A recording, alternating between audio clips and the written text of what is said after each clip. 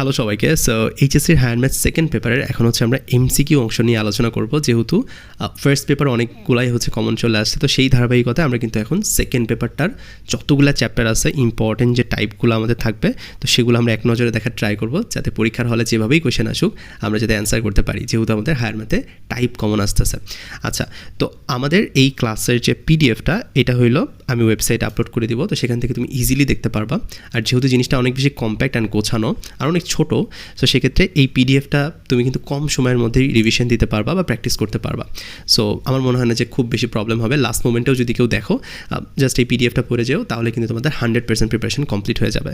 তো আমরা প্রথম যে চ্যাপ্টারটা রয়েছে, তো সেটা দিয়ে শুরু করব, বাস্তব সংখ্যা এবং অসমতা। এই চ্যাপ্টারটা আমরা ছোটোবেলা থেকেই পড়তেছি, তারপরও আমাদের হচ্ছে এই চ্যাপ্টারে দেখা গেছে যে প্রবলেম থেকে যায়।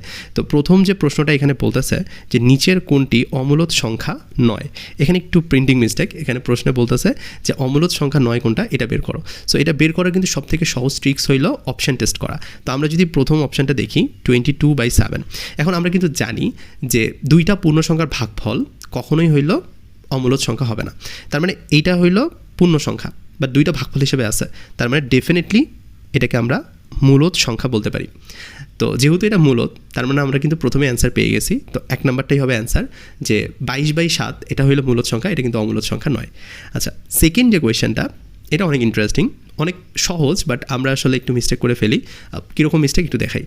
এক্স একটা বাস্তব সংখ্যা, এখন একটা ফাংশন দিছে, দিয়ে বলতেছে যে তুমি হচ্ছে এক্সের মান 2 ধরে পুরো ফাংশনটা করো। এখন এটাকে যদি আমরা হচ্ছে একটু ভেঙে ভেঙে করতে চাই, ধরো আমরা হইলো এটাকে একদম এক্সপ্লেইন করতেছি যে 1 - 2 হোল স্কোয়ার প্লাস 2a² - 2। তো তুমি যদি এটার ক্যালকুলেশন করো, এটার অ্যান্সার কিন্তু তুমি পাবা হচ্ছে 3, বাট তুমি এই অপশানে 3 পাবা না। তার মানে তোমার বোর্ড পরীক্ষা এরকম থাকতে পারে যে তোমার অ্যান্সার আসলে সঠিকটা দেয়া নেই, তখন তুমি কী করবা? এটা কিন্তু আমি ইচ্ছা করে রাখছি। তো আমি পিডিএফ এটা ঠিক করে দিব, বাট এখন হচ্ছে আমি ইচ্ছা করে রাখছি, বিকজ তুমি অ্যান্সার পাইছো 3, বাট তোমার অপশানে কিন্তু কোথাও হচ্ছে 3 নাই। তো এরকম প্রশ্নে দেখা গেছে তুমি অ্যান্সার করলেও অটোমার্ক পাবা, তুমি যদি অ্যান্সার না করো তাও অটোমার্ক পাবা। সো এরকম হইতে পারে, বাট আমি পিডিএফে এটার অ্যান্সার দিয়ে দেবো 3। ওকে, নেক্সট প্রশ্নে আমরা যদি যাই, এখানে বলতেছে যে এক্সের কোন বাস্তব মানের জন্য x-1/x+1 বাস্তব সংখ্যা। সো আমরা জানি যে কোনো ভগ্নাংশের হরের মান যদি 0 হয়, সেটা হইল অবাস্তব। তার মানে আমরা জাস্ট হরটা যদি এখানে হচ্ছে চিন্তা করি যে x+1 = 0, তাহলে এক্সের মান আসে হচ্ছে -1। তো তার মানে এখানে কিন্তু হইল এই যে -1, এইটা বাদে যে কোনো সংখ্যাই কিন্তু তোমার এই যে x-1/x+2 এর জন্য বাস্তব মান দিবে। সো আমাদের রাইট অ্যান্সারটা কী হচ্ছে?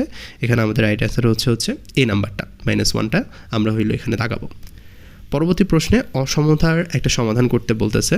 তো আমরা যদি এই অসমতার একটা সমাধান এখানে করার ট্রাই করি, তাহলে ফার্স্টে আমাদেরকে যেটা করা লাগবে সেটা হইল যে আমরা 8 দ্বারা উভয় পাশে হচ্ছে যোগ করে দিব, তাহলে হচ্ছে 2 + 8 হবে।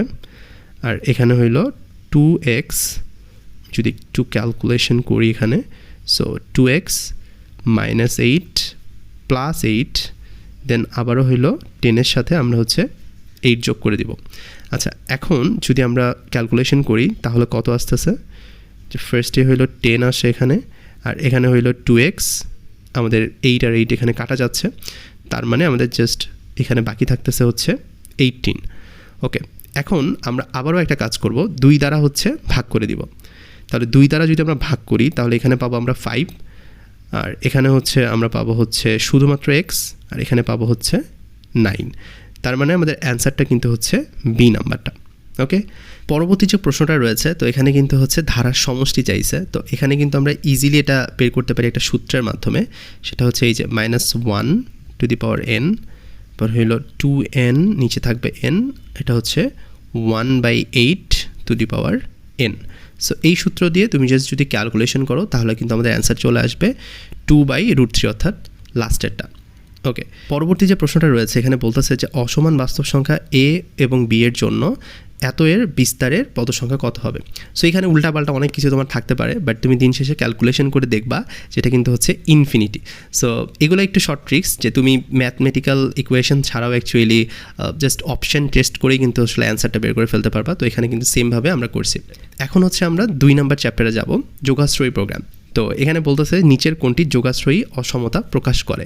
সো তুমি এখানে অপশান দেখো যে আমরা কিন্তু জানি যে যোগাশ্রয়ী অসমতার ক্ষেত্রে চলকগুলোর ঘাত যেটা রয়েছে সেটা কিন্তু হচ্ছে 1 হবে, ওকে, এবং তাদের মধ্যে অসমতার যে চিহ্ন রয়েছে, অর্থাৎ এরকম একটা চিহ্ন থাকতে পারে, তারপর দেখা গেছে যে এরকম একটা চিহ্ন থাকতে পারে, এরকম একটা চিহ্ন থাকতে পারে, আবার এরকম চিহ্ন থাকতে পারে।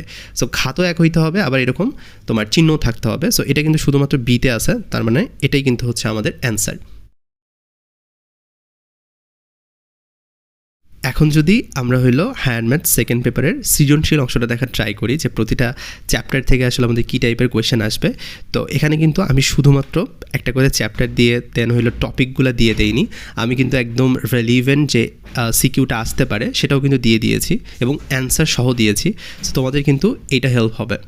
এখানে তোমরা দেখতে পাচ্ছ যে একটা চ্যাপ্টারের আন্ডারে কী টাইপের এমসিকিউ হবে সেটাও কিন্তু আমি দিয়েছি, প্লাস হচ্ছে এখানে বিস্তারিত যে সমাধানটা রয়েছে সেটা আমি করে দিয়েছি। প্রতিটা চ্যাপ্টারের আন্ডারে যে সিকিউটা আছে এটা যদি তুমি করে যেতে পারো তাহলে কিন্তু তোমার প্রিপারেশন 100% হয়ে যাচ্ছে। সো কম টাইমের মধ্যে এটাই সবথেকে বেস্ট প্রিপারেশন। এবং ফার্স্ট পেপারে কিন্তু আমাদের 5টার মধ্যে 5টা সৃজনশীল কমন চলে আসছে। সো এত কিছু না পড়ে জাস্ট কম্প্যাক্ট জিনিসপাতি পড়ো, একদম স্পেসিফিক জিনিসপাতি পড়ো, এটা তোমাকে হেল্প করবে। সো এই যে পিডিএফটা এটা হলো আমি দিয়ে দিব, সো ওয়েবসাইট থেকে তুমি কিন্তু ইজিলি হচ্ছে দেখে আসতে পারবা। সো কম সময়ের মধ্যে তোমার ফুল মার্ক পাওয়ার জন্য এটার থেকে ভালো সলিউশন কিন্তু আপাতত নাই। তো দেখা হচ্ছে নতুন ক্লাসে নতুন ভিডিওতে। ধন্যবাদ সবাইকে।